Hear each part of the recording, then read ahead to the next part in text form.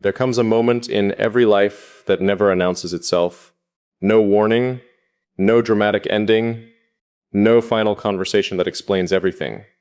It arrives quietly. You wake up one morning and realize the world is still asking the same questions, chasing the same victories, fearing the same losses, but something inside you no longer responds in the way it once did. At first, you think you've become disconnected. You wonder if you've lost your ambition. You wonder if you've become cold. You wonder if something essential has disappeared from your personality. But what if none of that is true? What if the silence you're feeling isn't emptiness? What if it's the first sound you've heard that actually belongs to you? For most of our lives, we confuse movement with purpose. We keep running because everyone else is running. We collect achievements because we were told success could be measured. We protect identities that were built long before we ever questioned whether they reflected who we truly were. We become experts at surviving expectations. And then one day, the expectations become heavier than the person carrying them. Not because they're impossible, because they're no longer honest. The hardest prison isn't built from walls. It's built from roles, the role of being dependable, the role of being impressive, the role of always knowing the answer, the role of staying composed, even when your inner world is quietly asking for something completely different. People applaud consistency. They rarely ask whether the person behind that consistency is still alive. That's how countless lives slowly drift away from themselves, not through catastrophe, through repetition, the same conversations, the same routines, the same emotional patterns replayed so many times that they begin to feel like destiny. But destiny has a strange habit. It often arrives disguised as discomfort. That unexplained restlessness you've been trying to fix may not be anxiety. It may be awareness. Awareness that you've been living according to a map drawn by voices that no longer deserve your obedience. Think about how many decisions you've made simply to avoid disappointing someone, how many opinions you've swallowed because peace seemed easier than honesty. How many dreams were quietly placed on a shelf because practicality sounded more respectable than possibility. Piece by piece, you became easier for the world to understand, and harder for yourself to recognize. No one notices when this happens, not even you, because transformation doesn't always feel like change. Sometimes it feels like exhaustion. The exhaustion of pretending. The exhaustion of translating your thoughts into versions that won't disturb anyone. The exhaustion of carrying identities that fit everyone else's expectations, but never quite fit your own reflection. Eventually, something remarkable happens. You stop trying to win every room. You stop explaining every silence. You stop defending every decision, not because you've become indifferent, because you've discovered a truth that changes everything. Understanding cannot be forced. People only see what their experience allows them to see. You could spend your entire life proving who you are, and someone committed to misunderstanding you would still succeed. The realization is strangely liberating. It means your identity is no longer a negotiation. It becomes a responsibility to remain honest, even when honesty costs approval. A responsibility to choose peace over performance, a responsibility to let misunderstanding exist without treating it as an emergency. This is where real solitude begins. Not loneliness, solitude. There is an enormous difference. Loneliness asks, "Why am I alone?" Solitude asks, "Who am I when no one is watching?" Most people never stay with that question long enough. The answer requires the destruction of every borrowed identity. It asks you to separate your voice from your conditioning, your values from your habits, your purpose from your achievements. That process isn't comfortable. It feels like standing in a room while every familiar wall slowly disappears. Nothing looks familiar anymore.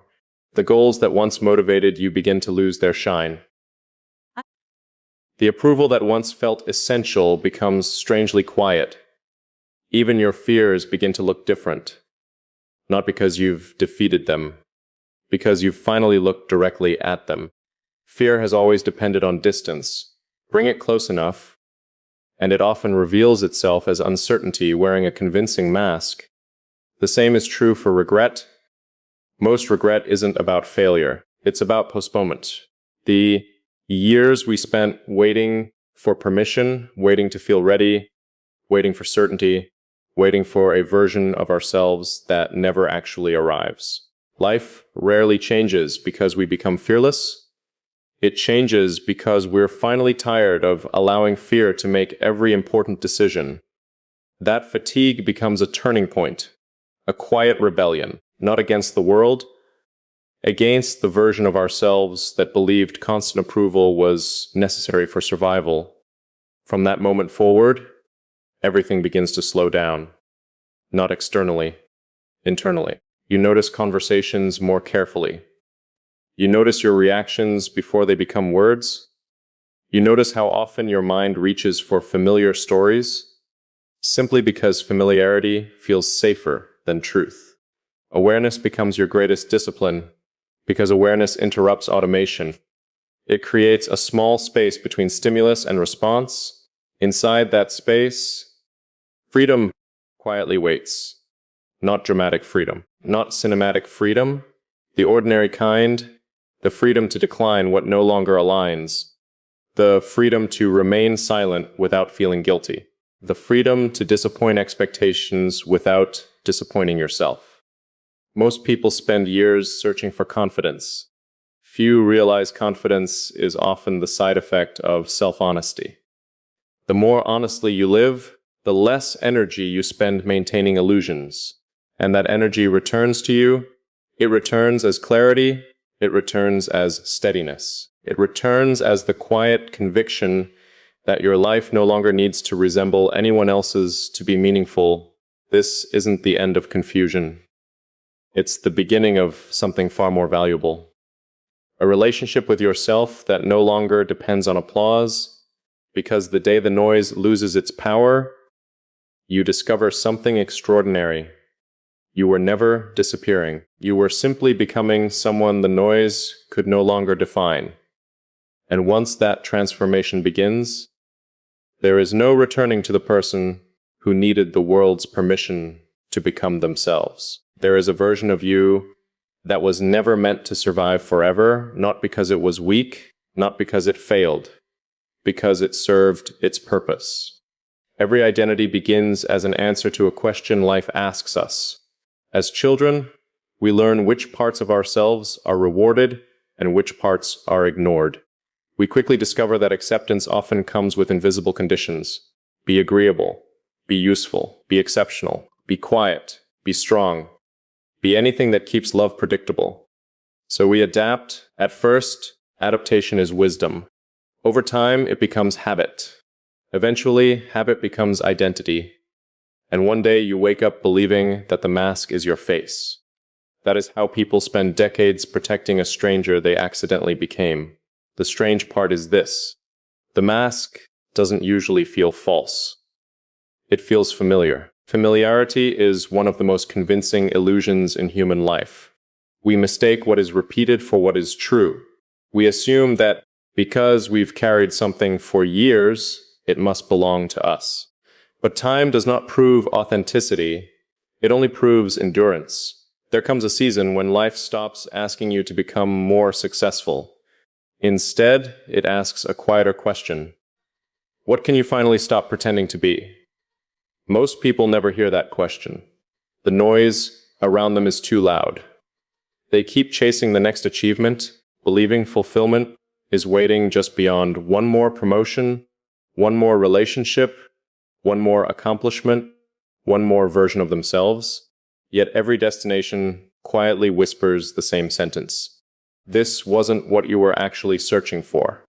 Not because success is meaningless, because success cannot answer questions that belong to identity. No external victory can introduce you to someone you've been avoiding internally. That meeting only happens in silence. Real silence, the kind without distractions, without constant entertainment, without endless scrolling, without conversations designed to help you forget your own thoughts. Silence is uncomfortable because it removes witnesses. When no one is watching, who are you trying to impress? When no one is judging, whose approval are you still chasing? When no one is asking anything from you, what remains? Many people fear being alone because solitude removes every convenient excuse. It becomes impossible to blame circumstances forever. Impossible to hide behind expectations forever. Impossible to confuse movement with meaning forever. Sooner or later, you meet yourself. Not the polished version, not the professional version, not the version carefully edited for social acceptance. The one underneath, the one that remembers dreams abandoned without explanation. The one that still recognizes truths your adult life learned to ignore. Meeting that version is both beautiful and devastating. Beautiful because it feels like coming home. Devastating because you realize how long you've been living somewhere else. There is grief in awakening. Not grief for what happened. Grief for what never happened. The conversations you never had. The risks you never took, the words you rehearsed but never spoke, the life that quietly waited while fear negotiated every decision. Many mistake this grief for failure. It isn't. It is evidence that your awareness has outgrown your previous identity. Growth often feels like loss before it feels like freedom. A seed does not celebrate when its shell breaks. It simply cannot become a tree without leaving something behind. The same is true for people. Every meaningful transformation requires the death of a familiar certainty. The certainty that you must always be understood. The certainty that everyone should approve of your path. The certainty that your worth depends on your usefulness. These beliefs don't disappear overnight. They dissolve slowly, sometimes through disappointment, sometimes through solitude, sometimes through a truth so undeniable that pretending becomes more painful than changing. That is, the moment your life quietly changes direction. Not because the world changes, because your relationship with yourself does. You stop asking, how do I become enough? You begin asking, enough for whom? That single question has the power to dismantle years of invisible conditioning, because much of what we call insecurity is simply borrowed expectation, someone else's definition, someone else's timeline, someone else's measure of success. You were never born comparing your journey to everyone else's. You learned to. And what is learned can also be questioned. This is where freedom begins. Not with certainty, with curiosity. Curiosity about who you might become if fear were no longer your primary advisor.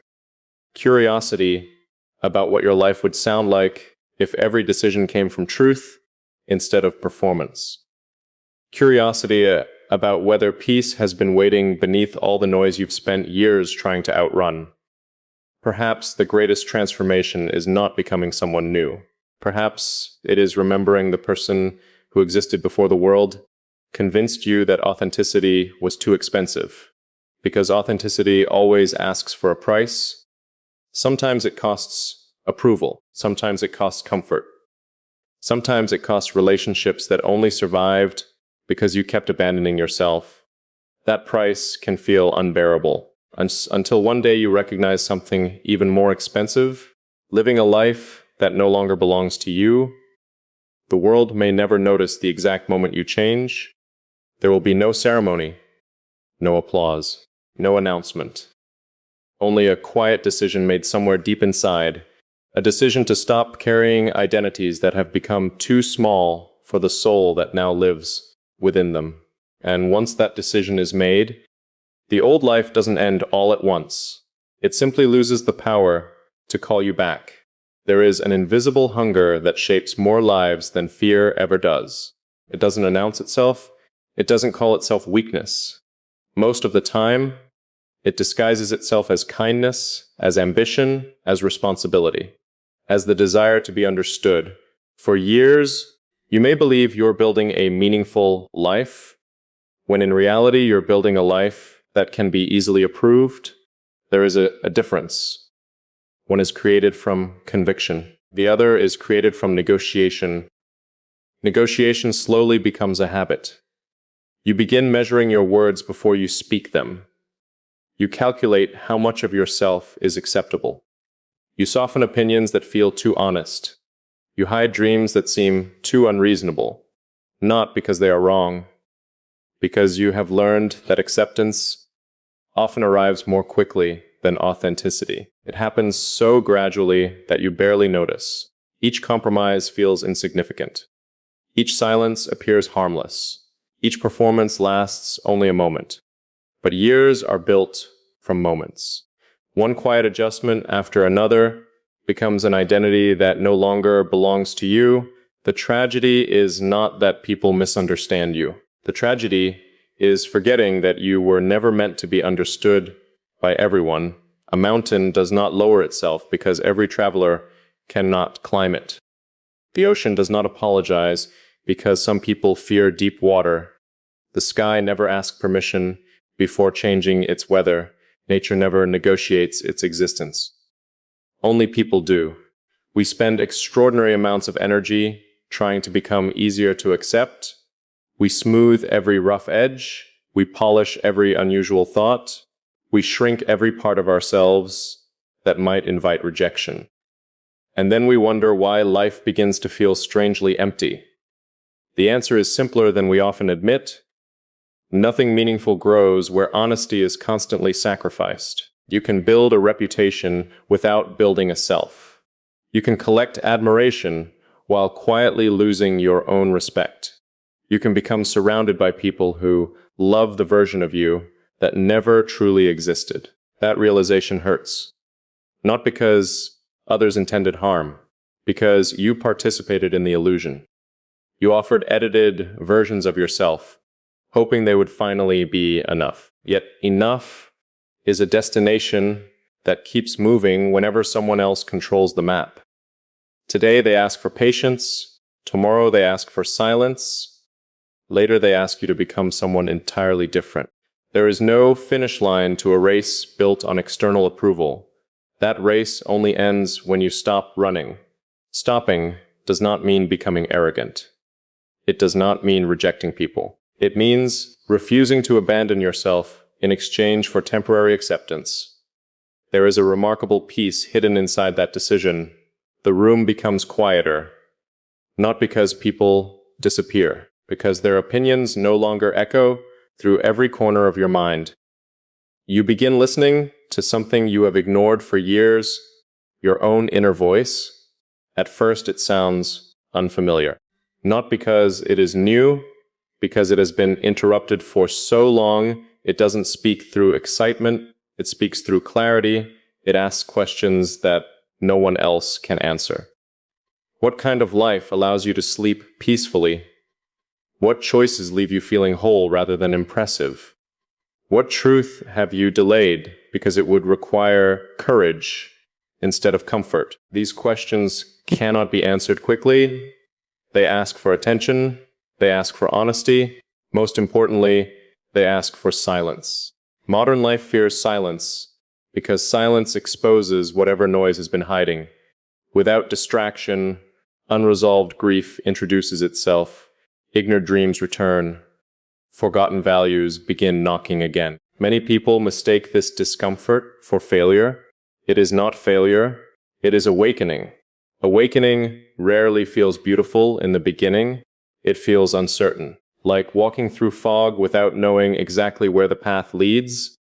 Yet there is something extraordinary about fog. It forces slower steps, and slower steps reveal details that rushing never could. You begin noticing which relationships require constant performance, which conversations leave you feeling smaller, which ambitions belong to your heart, and which belong only to your ego. That awareness changes everything, not overnight, quickly, one decision at a time, one honest conversation, one boundary, one refusal to betray yourself, simply because betrayal has become familiar. People may call you different. They are right, not because you have become someone else, because you have finally stopped pretending to be everyone they expected. This is not the end of the journey. It is only the beginning of a life built on something stronger than approval, a life anchored in integrity. Because when validation is no longer your destination, every step becomes lighter, not easier, truer. And a truthful life has a strange kind of strength. It does not need to announce itself. It does not compete for attention. It simply stands, steady and unmoved, while the noise of the world continues searching for an audience. That is the quiet freedom few people ever discover. Not the freedom to become anyone. The freedom to finally become yourself. The world has a very simple definition of strength. It celebrates the person who never breaks, the one who always has an answer, the one who walks into every room with certainty already written across their face. From a distance, that looks powerful. But distance has always been a poor judge of truth. Look closely enough, and you'll discover that many people spend their entire lives protecting an image of strength while quietly feeling imprisoned by it. They become experts at appearing unshakable. They master the language of confidence. They learn how to smile at the right moments, how to speak with measured certainty, how to convince everyone around them that everything is under control. Eventually, the performance becomes automatic, even when no one is watching. Especially when no one is watching. That is the hidden cost of becoming identified with an image. You no longer protect yourself. You protect the character you created. The exhausting part isn't pretending for other people. It's remembering who you are beneath the performance. There comes a point when your own reflection begins to feel unfamiliar, not because you've changed too much, because you've spent too long looking through the eyes of everyone else. You stop asking what feels true. You start asking what appears convincing. That single shift changes the direction of an entire life, because appearance is endless. Truth is simple. Truth asks very little from you. Only honesty, nothing more, yet honesty feels dangerous to those who have survived by control. Control promises safety. It whispers that if you plan carefully enough, perform perfectly enough, and anticipate every possible disappointment, nothing can truly hurt you. But control has a hidden price. It slowly replaces living with managing. Instead of experiencing the moment, you calculate it. Instead of trusting yourself, you monitor yourself. Instead of speaking naturally, you edit every sentence before it leaves your mouth. Life becomes a series of careful adjustments. Everything is measured. Everything is filtered. Everything is controlled. Until one day, you realize something strange. You haven't been living your life. You've been supervising it. The soul was never designed to live under constant surveillance. It grows through participation, through risk, through sincerity, not perfection. Perfection is silent because it fears mistakes. Growth is alive because it welcomes them. There is remarkable freedom in admitting that you do not have every answer. Not because uncertainty is comfortable, because pretending certainty eventually becomes unbearable. The strongest people are rarely the loudest. They are often the ones who have made peace with not needing to appear invincible. They know that dignity is not destroyed by vulnerability. It is strengthened by authenticity. Think about a tree that has stood through decades of storms. Its strength does not come from resisting every gust of wind. Its strength comes from learning when to bend. Roots survive because they remain connected to the earth, not because they demand that the weather change. Human beings are no different. Real resilience is not the refusal to feel. It is the refusal to abandon yourself while you feel. There will always be seasons when certainty disappears, moments when every familiar direction suddenly feels uncertain. You can fight those seasons, or you can let them teach you. The greatest lessons rarely arrive during comfort. Comfort confirms what you already know. Difficulty reveals what you have never discovered.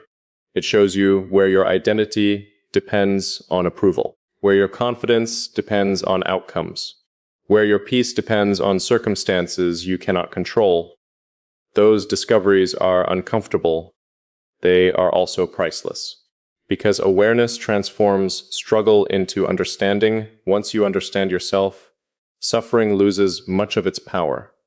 Not because pain ends, because confusion begins to fade. You stop asking, "Why is this happening to me?" You begin asking, "What is this revealing about me?" That question changes everything. It transforms hardship from punishment into instruction. Failure becomes information. Loss becomes perspective. Silence becomes a teacher instead of an enemy. Slowly, your relationship with life changes. You stop demanding certainty before taking a step. You trust your values more than your fears. You choose integrity over image, peace over performance, depth over applause. People may never notice the transformation. They will simply sense something different. A steadiness that does not need attention, a confidence that does not seek validation, a presence that does not compete. Not because you have become extraordinary, because you have stopped trying to prove that you are. The strongest person in the room is rarely the one who controls every conversation. It is often the one who remains fully themselves without asking the room for permission. That kind of strength cannot be borrowed. It cannot be performed. It cannot be purchased. It is built quietly, one honest decision, one surrendered illusion, one courageous moment at a time. And once it has been built, no opinion can give it to you. No criticism can take it away. Because the deepest strength was never something the world could see. It was always something you discovered the moment you no longer needed the world to confirm that it existed.